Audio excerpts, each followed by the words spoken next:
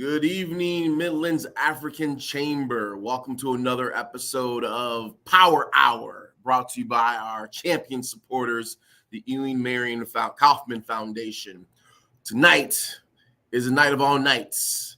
Yes, if you're in the Omaha or metropolitan area of Nebraska, you just got dumped on with a lot of snow. But don't let that stop you. Tonight, we have a special guest. And that special guest is Joe Trimble. Joe is here to teach us and to show us the way to cash flow, managing your cash flow. This is an episode you are not going to want to miss. And without any further ado, let me introduce our good friend, Mr. Joe Trimble. Joe. Shay, what an introduction, sir. I appreciate that. Thank you. You just recharged me for the afternoon, and thank you for the invite, first off. This is something that truly does mean a lot to me. Just to give the audience a little bit of a background about myself, please, and why I focus on small business here in my career at Wells Fargo is because I grew up in a family of them. I learned at a very young age. Didn't know it at the time, but it definitely made an impression on really on who I was going to become. And I knew, first off, that running a small business, one, is extremely difficult. Two, it's extremely important. And the work that you all do as business owners is extremely noble. And growing up in a family of business owners didn't really charge the small business entrepreneurial spirit in me, but it did charge the fact that what I need to do for my career and to make myself feel like I'm making a difference in my communities is support business owners on topics that are very important to operating their business on the day-to-day. And I think that's what's most important, and why the content today is really one that I'll talk us through to really put a lens on the financial industry world. So as a business owner, when you think accessing capital, and maybe you weren't thinking that today, but when we think about cash flow, that's where lenders will look to see whether or not your business is capable of acquiring the capital that you need to operate your business on a day-to-day. That's one byproduct. The second other component within the cash flow process is really helping you as a business owner know what are the components in your business that you need to be aware of. And that's what I'll share today. So if you're ready, I'm ready, and we can jump right in, sir. Let's jump right in, Joe. Let me go ahead and add there we go. Awesome. So today, we're going to spend time learning why cash flow is a key indicator of the financial health of any small business. A consistent positive cash flow will help you as a business owner continue to be able to pay any expenses that you have. It helps you invest in new opportunities, and it helps you grow your small business. Cash flow from a financial lender perspective is the essential component of what we look to understand how a business is running, operating, and conducting business, because it highlights the cash that goes in and out of your company. So today we're going to cover how cash flow works, how it's impacted by your operating cycle.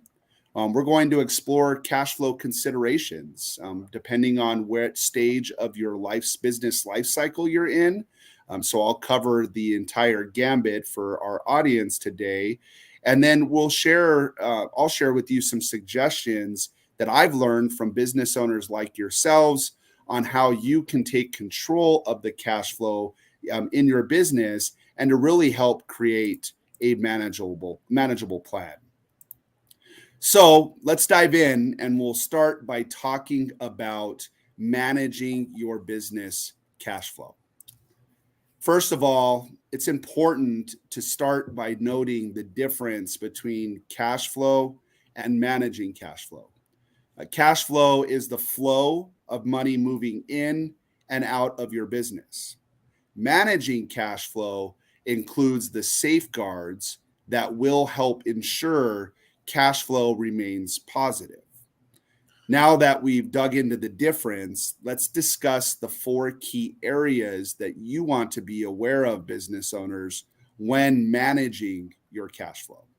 Before you go, Joe, just out of curiosity, right? So you said cash flow is about the what comes in and out. So we're talking Correct. your accounts receivables and your accounts payables. Correct. But managing is the mechanisms, the internal controls You got for it. that. Correct. Okay. I just want to make sure we're on the same page. Yeah, you're absolutely right. So when we think about managing, and we'll get to that component here in just a second, but to your point, the ins and outs, we're going to start here in the top half of the slide in front of you, which is that receiving payments component. This first area focuses on the number of payment options that you have available for your customers and the frequency with which a business receives money in their accounts. So that's number one, right? That's money coming in. The next component is that money going out, or what we call making payments, which addresses how business owners will achieve better control of how and when money leaves their account. So now moving past those two and really looking into the safeguards, which are those mechanisms that help a business owner maintain cash flow. The third area, which is the first mechanism of managing cash flow, is really starting to review and evaluating what potential credit options you have as a small business owner. Credit, as we know it, will help your business manage, but more importantly, supplement any gaps in cash flow, keeping that in that positive space, which is what a lender or potential lenders or investors will be looking at. And then the final or fourth area to consider, which is the second mechanism, Shay, which is cash flow management. And really, this is that proactive plan that will help prevent any cash flow disruptions. There we go. Okay. Awesome. So, and we'll spend some more time on these in just a few, and I'll actually show a demonstration of where these sit when we look at creating a cash flow forecast, and even when we compare that to our cash flow statement. So we'll cover that in just a few. Perfect. So sufficient cash flow really is a key element in demonstrating your business's viability with potential lenders. Some small businesses in today's environment have faced challenges that have created through supply chain issues, staffing issues, and I could keep going, but I'm a positive guy, so we're gonna press forward with the fact that can cause poor or slow cash flow, which can be caused by some of those challenge or pain points that I just talked about, but could also be really impacted by inadequate pricing or even trouble collecting receivables, which is a reality today. When I think about how we can really enhance the ability to manage that cash flow, I've put together these 5 tips really to help get a handle on your business's cash flow. So the first one is accelerating inflows. And what I mean by that is really look at your business from a how you collect payment from your customer perspective. And if we're in the retail space, it's very easy, but when we're not, maybe it's manufacturing or distribution, or maybe we're in the automotive industry or other industries that rely on customers paying us after a service is delivered. This is where sending your invoices immediately is important, but the component here is really how you follow up and when you follow up to collect that payment. And it's about offering multiple payment options to really help bring in that revenue that if we look at it from an operating cycle perspective, that's where that gap is created. If you've provided the product and you haven't collected payment, you have a gap in your cash flow. Okay. The next is around monitoring your cost, or really tracking your regular bills and due dates to understand how often your inventory turns and really to know your payroll obligations. The next is watching your outflows. You may consider using business credit or taking advantage of trade discounts and even negotiating barter arrangements that may help you conserve and control cash flow payments. Next is covering your taxes. This is a component where when we get cash flow forecast created and have an opportunity to compare them to our cash flow statements, we have an opportunity to know exactly what the surplus of dollars is, so we can start to set aside any appropriate percentage based on your business each month to help avoid penalties and, even more importantly, to help cover or make cash flow more predictable. And then lastly, probably my favorite of all, especially post-COVID, is to challenge everything. Are you and business owners being very transparent here? And I would tell the team of bankers that I get to work with, or that you could potentially work with if you walked into a Wells Fargo branch, the question of, did your customer maximize the value from your relationship? And I think that's an important question as a business owner to ask yourself, depending on who those key components of your business are. Who are those people that you interact with on a regular basis? And today's the day to challenge, are we getting the maximum value from that relationship? And are there expenses that we could potentially cut without affecting profitability? Shay, I'd be curious, based on the 5 tips, anything that you would add or anything I missed based on that small business ownership component? Well, no, I mean, you really touched on, I think the biggest part, especially when you're starting out, right, is the processing the invoices and having the payment options, right? Because, whether it's, a credit card, PayPal, Venmo, all the different ones out there, but then that also translates into what you then have to pay for that, because those things aren't free. Correct. Right? Those things, you're going to pay a penny to process credit cards. You're going to pay a penny to process. I mean, even to today, like, I accept all sorts of types of payments. The ones I hate the most is really checks, because that requires me to go to the bank. Right? And you and I are on the same wavelength, Shay, for sure. Yeah. Who writes checks anymore? That's just, but it's a cost involved into providing my clients more options. And I'm not a tax attorney, but I will say that being able to set aside the taxes are probably the biggest part that you hit on, because how often do you come across where it's like, hey, I started this business, but you didn't plan out and you didn't save up for that tax liability that came creeping around the corner, and now you're operating from negative because you're now having this overall obligation that you're now trying to catch up. So, Joe, I think you really you hit it out of the park. Nice. These are 5 great tips in managing, improving cash flow. Great.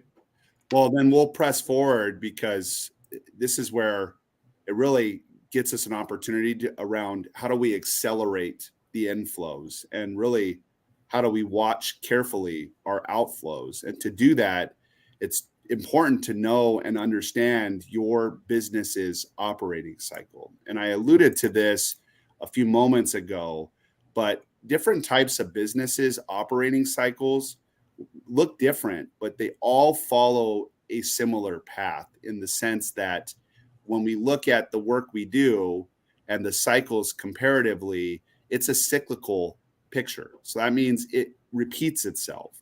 And even though they may look different, and they may depend a great deal on the type of business it is or the industry you're in, there are common characteristics of all types of businesses, and they are related to inventory, fixed asset needs, fixed cost, accounts receivable, and one of the more components that impacts an operating cycle is seasonality. And all these characteristics are connected to the operating cycle of the business, and different types of businesses will have operating cycles of varying lengths. This is where calculating your company's operating cycle, so this is the period of time between your initial cash outlay, which means when you put money out there, versus the receipt of payment. So step 1 through step 4, that will help you understand why at times you may feel cash strapped during various periods of growth within your small business. And the real magic, Shay, comes when you work to modify this number by pursuing more favorable terms as a buyer, a seller, and even as a business partner. So the first step, and I don't see the graphic here, so I apologize. There's some issues with my presentation, but the first step, if we look at the upper left in the operating cycle, is really where we purchase things like materials needed to produce the business products, acquire qualified staff available to serve the customers we're seeing, or may even be the systems we need to provide the service that we're providing. And in this step, this is where cash is required to pay your suppliers. So basically, what you're telling me is you got to have cash to make cash. Absolutely. And it takes initial cash to generate future cash. Okay. So then the next step, as we move to the right of the circle, in this step of the cycle, this is where we conduct operations. So we've spent the money. Now we do the business. And whether it's producing goods or storing inventory to sell or even conducting services, this is where business actually happens. So from step 1, money leaves, to step 2, we're now starting to generate. Now we can move to step 3, which is the actual selling of the goods or service we produced. Okay. So now we've shelled the money, we've created the product, we're now selling the product. And in this third step, where we sell the goods or deliver the services, which depends on the company, this is where cash flow is critically important, because from this step to the next step, we have cost associated with it. So we may have cost to store our inventory. We may have cost to even deliver our product. And remember, that's all money leaving our business without payment from the customer yet. Right. Step 4 in this cycle is when we collect the payment for all the goods. So the length of time from step 1, when the money leaves our account, and this is where, Shay, during COVID, we saw pain points surface because step 2 and step 3 became significantly longer than they ever have in U.S. history. So when making the goods slowed and then selling the goods slowed, that meant the collection of payment from our customers slowed, which meant that money didn't return to our account fast enough. And if you look at this as a circle, which is what it is, it made it very hard to repurchase the goods you needed to start the cycle over. Okay. That makes complete sense. I mean, quite frankly, just to operate your business, you're going to have the money and the cash flow to get whatever you need, whether it's good or to provide the service. Then there's a cost involved into producing that good or service. And then there's a cost involved into marketing and selling that good or service. Correct. So up until that point, all I've heard was cost. Yeah. Until you get to the end and say, hey, pay me what I'm worth. Yep. Okay. And the longer we take to do that, the more we have outstanding, which creates the negative cash flow. Right. But I also want to touch on a major point, because between steps 1 and 3, you've indicated 3 different types of cost.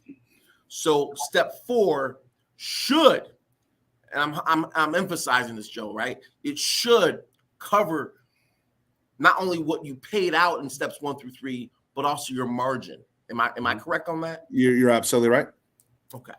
Just want to throw that out there, that the business cycle isn't just a matter of cost. You sell it for what you paid.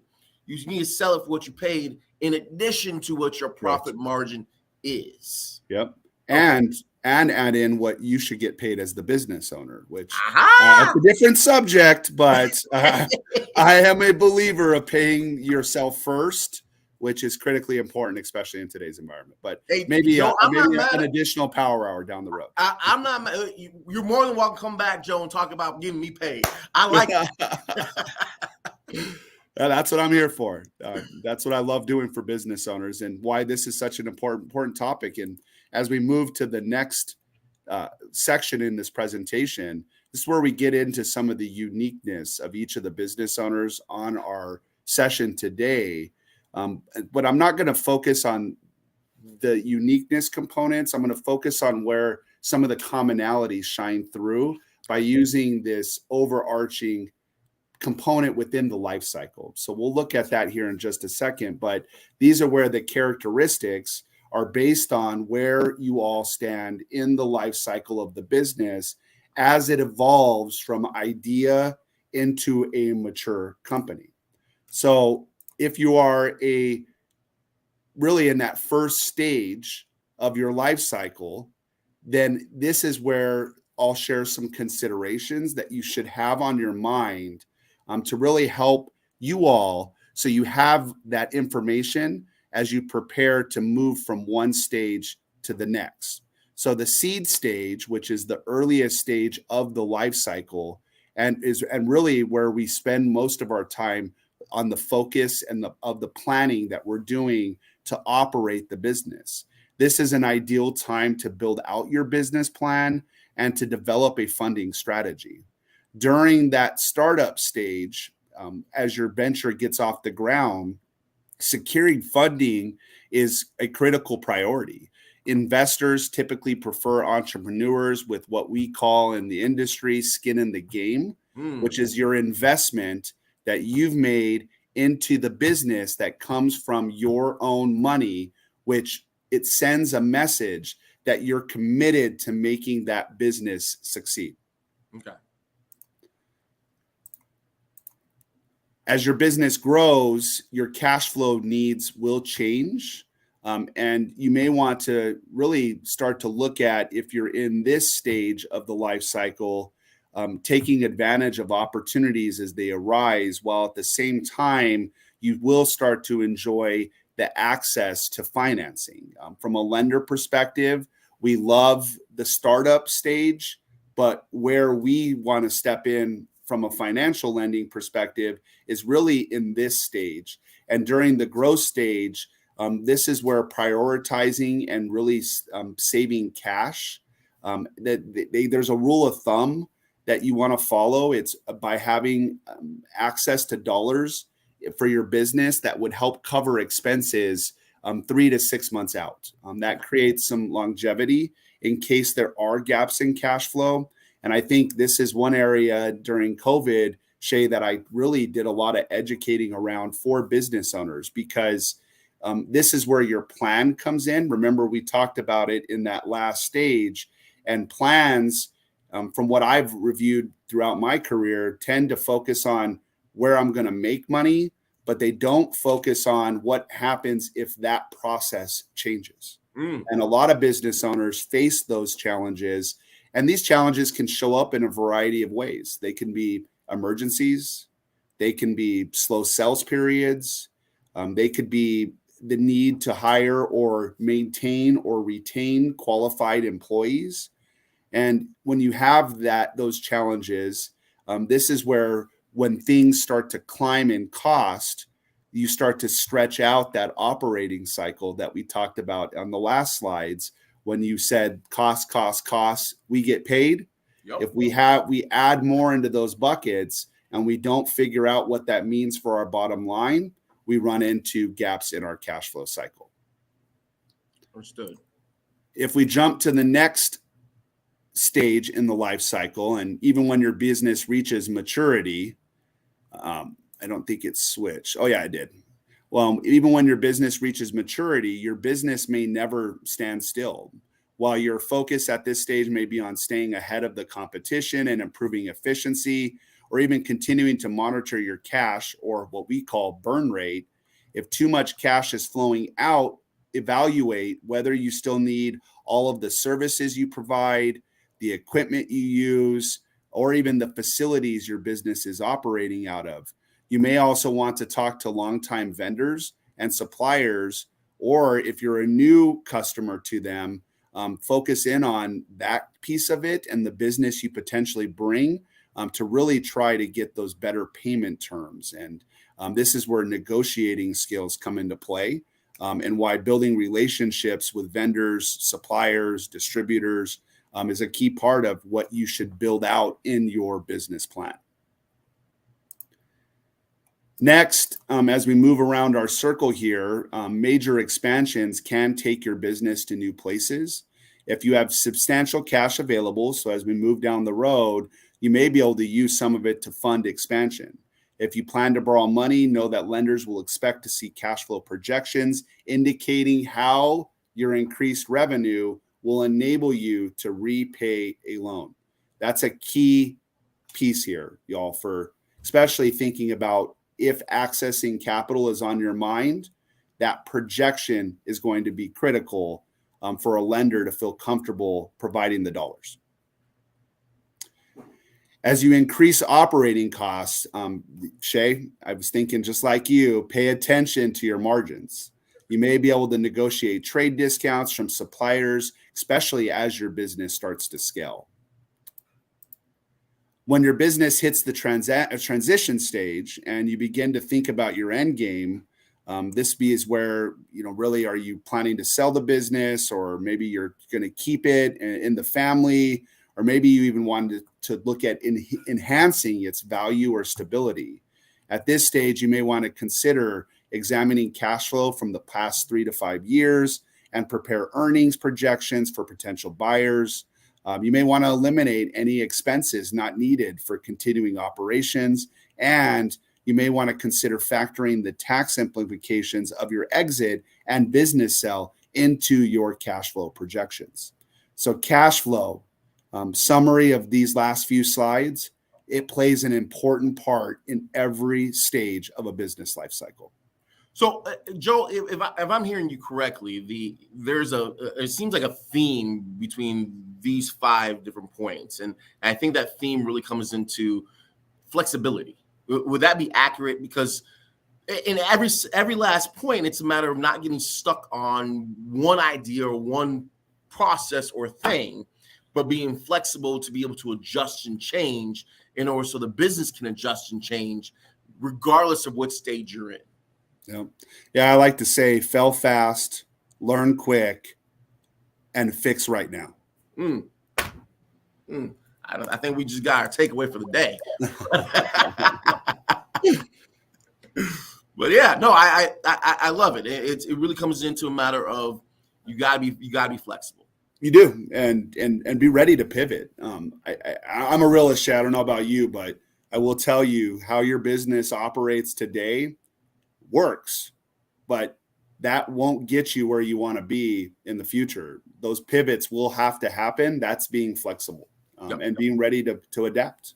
And I think COVID really taught a lot of people. Agreed. That you can't get stuck in your ways, and whether you are an entrepreneur or you're working for somebody else, it came down to that flexibility. And I think corporate America right now is trying to restrict some of that flexibility when it comes to remote working.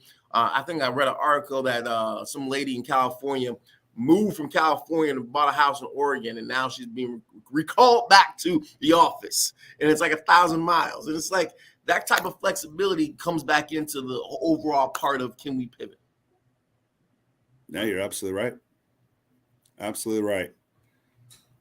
Well, now that we've learned about the concerns during the various stages of the business life cycle, let's dive deeper into the areas of cash flow and how we at Wells Fargo and financial institutions can really help you address your business's financial needs.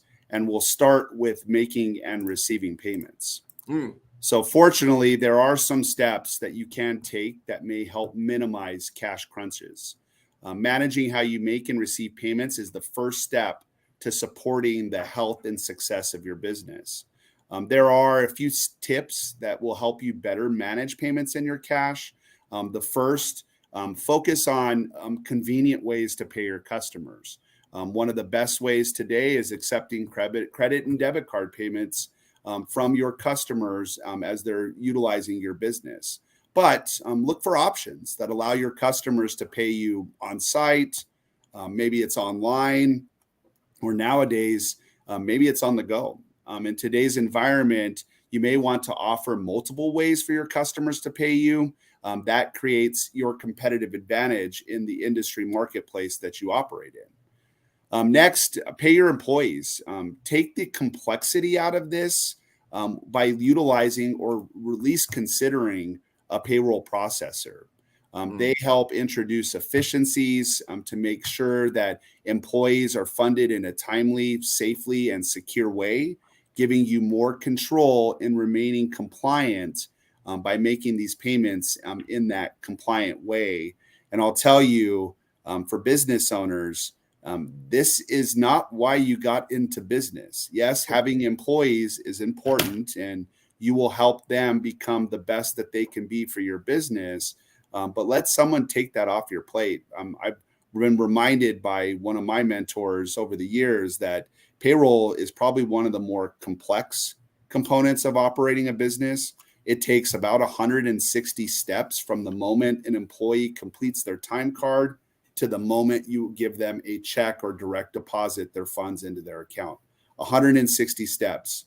We can apply a minute to each of those, and now we're at a couple hours of your time for just one employee. Now you can multiply that across multiple employees. Now we're spending more of our time not doing what you got into business to do, and that's detrimental to cash flow. Next, pay your bills on time, but not too early. I'm a banker, and this is one that I tend to catch business owners off guard because the instinct is to pay your bills immediately upon receipt, which, yes, that shows good discipline, but it can put your business in a bind by unnecessarily tying up your cash for days. By paying your bills closer to when they're due will give you the ability to better control the day-to-day cash flow of your business. Managing cash crunches due to expenses is not uncommon for businesses. It actually can create moments when you run short on cash, which happens from time to time. Both significant purchases and everyday expenses can strain your cash flow.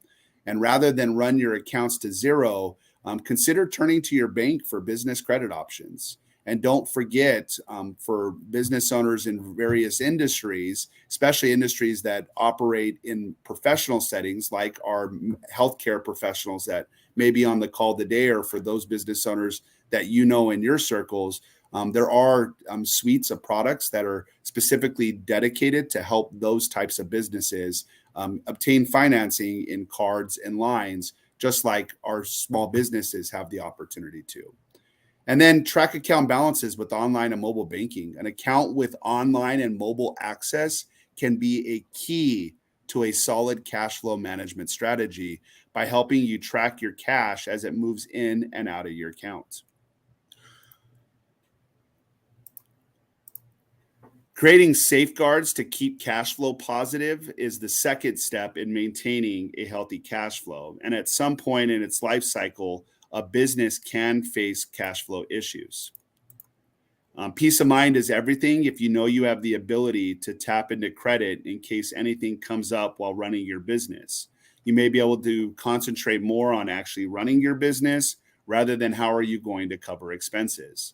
And there are options that banks provide for working capital, which give you funds available to maintain balanced cash flow cycles and to address seasonal needs. Business opportunities or unexpected expenses, which can come up, and which some typical bank products that we offer here at Wells Fargo and others offer may include business credit cards, which a business credit card can help you cover everyday business expenses. It can help you control employee spending. It may even offer you features where you can earn rewards on the dollars you spend for your business. Next, business lines of credit, which help you cover cash flow fluctuations and give you the ability to invest in new business opportunities with flexible financing. Next, capital expenditures. This is where credit can help you add or replace equipment and other fixed assets. Managing your cash flow with a lump sum of cash for your business purposes like remodeling facilities, updating technology, or for vehicles and equipment. An SBA loan may be a good option for your business because it may require lower down payments and provide longer terms than traditional financing. Finally, expansion, which is acquiring, building, or growing your business. And if your business assets include commercial real estate, there are a variety of real estate financing options, including loans and lines of credit that may help you purchase, refinance, or even tap into the equity that your business has. So as you continue to explore the various types of credit available to you, really ask yourself questions like, is now the right time to take on debt? And in the case that I face a negative cash flow, do I have a contingency plan that will allow me to make my payments on time? So what you're telling me is, by being a business owner, we should not be necessarily afraid of business credit or debt. And that debt can be used in order to ensure you have a safeguard to maintaining cash flow positive. Absolutely. Yeah, credit works very different in the business world than it does for us as consumers, right? Okay. So the credit we obtain as people definitely is different. That to me is true debt, because then I have to work to pay that debt off. When it's a business, that entity is its own individual profile, right? So it exists on its own with you as the managing person guaranteeing that credit product. And when we have credit for a small business, your business is operating, and the good news, we can include these credit obligations as a part of the forecast of the credit we're doing. So Shay, going back to what we talked about a few slides ago, during that operating cycle, we can embed some of those costs into what we collect from our customers. All of that can be negotiated in our prices. And that's how we remain competitive in the landscape. We call it profitability. And I'm sure that's the most common word used, but that profitability is what repays these debts, which makes these debts more important for a small business to maintain that positive cash flow. So another key word for the day, profitability. Profitability. Very different than revenue, sir. Very different than revenue. Yes. Very different than revenue. Profitability is what we walk away with, right? And that's what we get to invest back into our business. Awesome. So a positive cash flow is integral to growing and maintaining your business, and planning proactively will help you be prepared to take advantage of those business opportunities and confidently face challenges. Whether your business is just getting started or is well established, a business savings account allows you to build a dedicated source of funds to reach your goals. Using savings instead of credit is an option to plan for unexpected expenses, future expansion, and even help cover taxes. And additionally, having a solid plan in place is so vital to ensuring that at the end of the day, and I'm again going back to the realist aspect of who I am, we all want to think about retirement, and having that solid plan in place ensures at one point you can retire. While individuals who work for large employers may be set up with a predetermined retirement plan, small business owners, you have to do a little more work here. You have to help select and manage your own plan. And the right plan for you will depend on several factors, such as the number of individuals you employ, the consistency of your business's cash flow, and it will even cause you to start thinking about the reasons you may want to implement a retirement plan, whether it's to prepare for your own future. It could also be used to help attract and retain employees, and it helps you maintain a competitive edge when we combine both of these together. When we know cash flow management is a critical part of daily operations, so now let's make it a part of your daily routine so you can be sure your business's available cash, you know what your business's available cash is at any given moment. So let's take a closer look at cash flow management strategies. The first one, forecast your cash flow for the next 3 months. So that's where we're going to start. That's my first ask. Cash flow forecast will help you plan ahead and avoid trouble before it hits. These projections don't have to be perfect, but they should be educated predictions that will help you make smart financial decisions. Next, review and update your forecast regularly. This is how we perfect them. Schedule time and put this on your calendar every 2 weeks to return to the projections you're created so you can update them, you can track any changes, and you can even provide new details as they surface. Next, monitor your burn rate carefully. Your burn rate is your negative cash flow, or the amount you spend each month. If your burn rate is high, you may run out of cash. So you may want to avoid this by checking your cash flow statements carefully and monitoring each expense. Next, create a cash flow statement for every month. So we talked about forecasting. Those are the educated guests.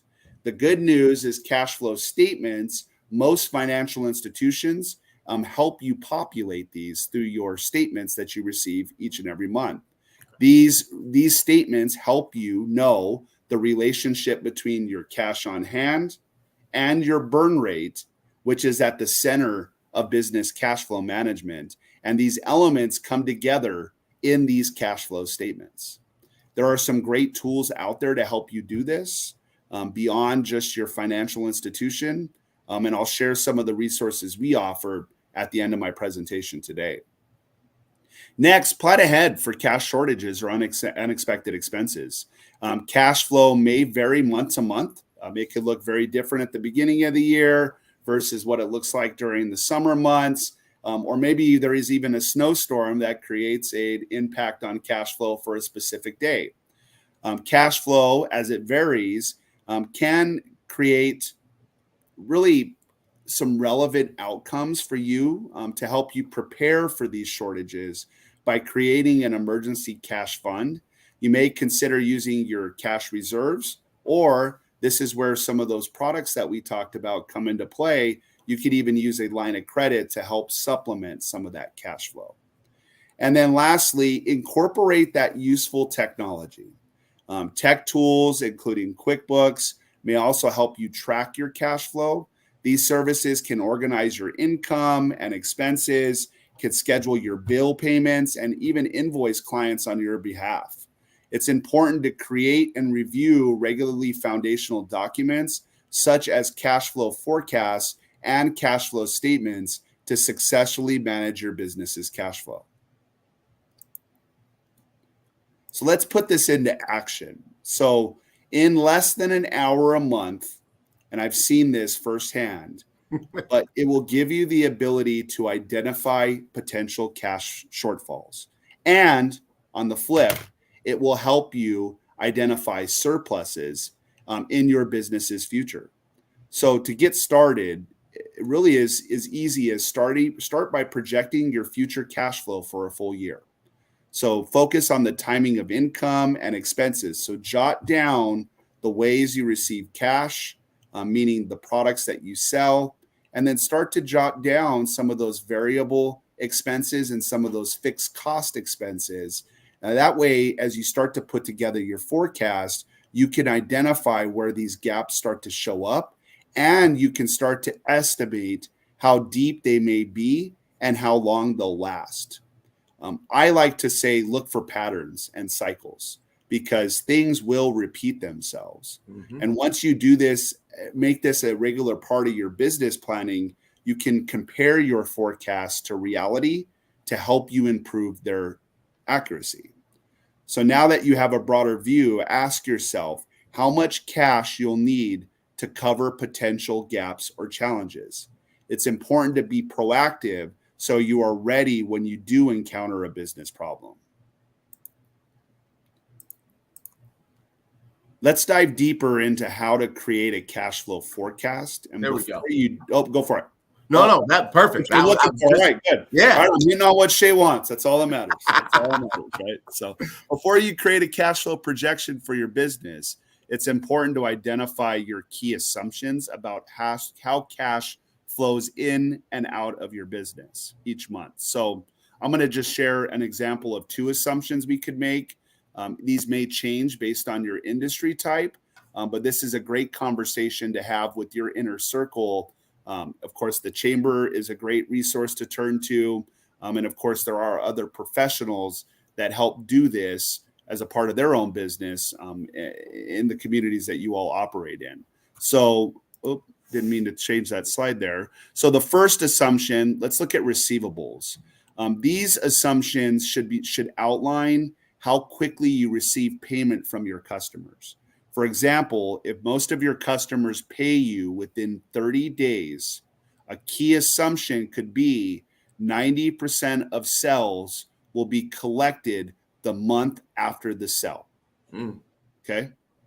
So just an assumption, and we'll use these to help create the forecast in a moment. The second assumption is around payables. These assumptions should outline when your payments are due. For example, if your vendors require payment within 2 weeks of delivery, a key assumption could be payables are due within 14 days of purchase. So these two assumptions are already telling us something. So if we know 90% of our sales we obtain within 30 days, but we have to pay our bills within 14 days, what happens? Well, we've created a gap in our cash flow cycle. Now, there's ways to fix this, and we could do that easily, and it's easier said than done, but by shortening how long it takes for our customers to pay us, but that's a topic for another day. But that gives you an idea as you set up your cash flow. Start looking for these moments when we're creating these gaps just by how we operate and do business. Well, that's the same thing, Joe, when we say that, just because somebody tells I have to pay within 14 days, that's still negotiable. It is. So it works on both ends, not just a matter of how soon we're demanding from our clients payment, but also our vendors, how soon they're demanding from us to say, hey, you need to work with us, whether it's a net 14 or net 30, or, sometimes a net 45. Maybe. Correct. Yeah. Yep. You're right. And that's that challenge everything in how we do business, right? Perfect. So let's put this on on paper here. So to get started, start by taking out a scrap piece of paper. If you like using Excel, it works extremely well. But what we're going to do is in the columns across the top of the spreadsheet, we're just going to write down the months of the year to represent starting in today's month. So February, maybe we'll start with March. So it gives us some time to get this forecast put together. But we're going to go March to February of next year. Then on the left-hand side of the screen or the paper or the Excel sheet, list the following cash flow categories. I like to look at, to make it easy to start, the first one being operating cash, beginning. This is the amount of money you'll have at the beginning of each month. Then include your sources of cash. This is all the money coming in each month. This can be receivable collections. It could be a loan proceeds that you receive for your business, etc. Then you're going to total the sources of cash by adding the amounts in the operating cash beginning row, which is that starting point, to the amounts in the sources of cash for each month. Then we're going to list the uses of cash. So list every likely expense your business may incur. These could be payroll, accounts payable to vendors. It could be rent and loan. It could be maintenance for machinery. These are all should be included. And the more thorough you get here, looking at variable and fixed cost, the better forecast you create for your small business. Then you're going to total the uses of cash by tallying all your expenses so you can see exactly what will be going out the door each month. The excess or deficit of cash, this is the number that counts. If you see a positive number across the board, you can pat yourself on the back because you may have some extra dollars to invest back into your business. If you see a negative number, don't panic because this is why we're forecasting it, but it helps you give yourself time to find potential options to help you prepare your business for that shortage. And shortages do happen. It's no business is protected by them. It happens to every business. But what makes the difference from a shortage to obtaining your way out of the shortage is having that plan in place. If you see large differences from month to month, I recommend you revisit your key assumptions to check for potential flaws in your logic. Even if your actual numbers come in higher than your projections, take a close look at those assumptions, because higher returns in the short term could lead to shortfalls later on. And then continue to refine these projections. I love to see business owners that keep a running forecast. 3 to 6 months is ideal, but that 12-month period gives you a year's outlook, which we all know how fast a year goes. And if you add your new month to the end every time a month is completed, you don't have to recreate this every time. You're just doing 1 month. So it takes more work initially, but it saves you less work in the long term. And it really helps you wrap your arms around your business's financial health. So that's a forecast, Shay. The next is a statement. The statement, while your forecasts predict the inflows and outflow of cash flow statements actually document the actual amount of income you received and the expenses you paid. So forecast versus actual, this is where you get to start to compare and track those inflows and outflows of your business so you can coordinate purchases and payments that create the least amount of resistance for your small business. So to create a cash flow statement, this typically consists of the following 3 sections. And remember, there are technology tools that can help you do this. There are professionals that do this for you as well. But it will give you an idea of the cash flow you spent toward and received from each of the components that we'll list here in just a moment. So the first is operating activities. This section summarizes the cash you earned for selling your goods and services in a given period. Include your earnings before interest and taxes and adjust for non-cash expenses such as depreciation. Investing activities. This section covers cash transactions related to your business's investments, such as equipment, property, and any other major assets that your business utilizes. For example, profiting from renting part of your property would create a credit entry, while buying a new piece of equipment would be a debit towards your cash flow statement. Financing activities. This section accounts for external factors that affect your cash flow, such as loans and equity sales of common share of your company. If your business obtained additional financing, for example, you'd list it as a credit, paying off part of a loan would be a debit. So it flips in that section because it changes how it benefits or impacts your business. All right, Shay, that wraps up those 2. And really, I'll leave the business owners on our session today really with these questions that I tend to ask every business owner, and they can ask themselves. So once you've created a cash flow statement, the use of it is to see how well you're handling your cash and how to gauge how your cash flow may be affecting short and long-term finances. Analyzing your cash flow operating activities will help you answer these 3 questions. The first, is my business generating consistent and sufficient cash versus revenue? Question 2, am I making any ill-timed purchases or payments? And question 3, am I making progress on my loan repayment? Once you've generated and analyzed your cash flow statements regularly, you will start to notice trends that will help you make decisions and improve your overall financing strategy. And there's a lot to this. So for our business owners listening in today, managing cash flow, it really is just understanding your business. And that's why this topic to me is so critically important, because accessing capital, if that's on your mind, expanding, growing, enhancing your business's viability, all of that takes a solid understanding of your cash flow. And to help you all get started, there are some resources that we provide at wellsfargo.com specific to cash flow management. And these are free financial educational resources, but they're there to help you as a business owner really learn and grow. So that way you can design what you need for your business so you become a more effective business owner. And more importantly, they're there to help you give you more time back by truly understanding the ins and outs of your business. So Shay, I'm going to pause there. That's my presentation for today, sir.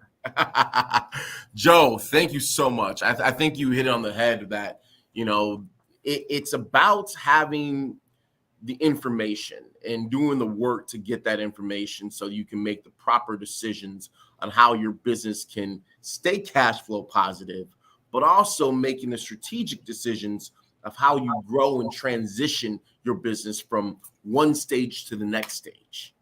And I can't thank you enough for the time you spent with us today going over cash flow, because again, we talk about the basics of a business. It's not just producing that good or service, it's being profitable. Correct. All right. Well, Joe, again, I thank you so very much for your time, Wells Fargo, and I think I heard something real on the last slide. You said free. Free. Yeah. Free.